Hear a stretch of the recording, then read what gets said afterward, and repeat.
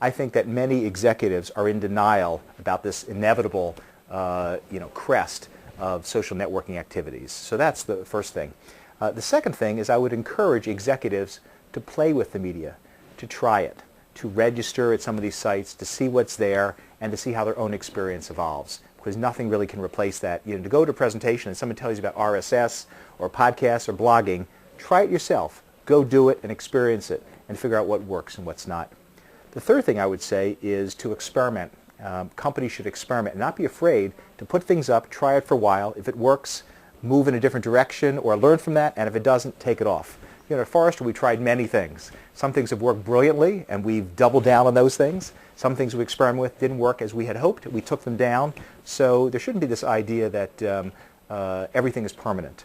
That in the electronic world, the digital world, you can try things. If it works, terrific. You think about the 30 million blogs that are out there. There's just a tremendous churn in blogs. Some work really well, some don't, and that's okay. And lastly, I think that there is this sea change going on, that younger people have very different behaviors than older people.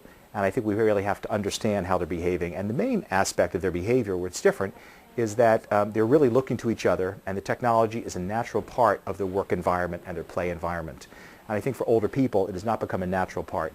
And so again, play with it. Play with getting RSS feeds. Play with registering at some of the social networking sites.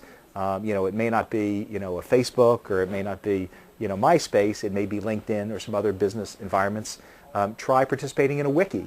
Try participating and put some comments on a blog or go to a chat room. You should try these things and really experiment and learn. Be very open-minded about this.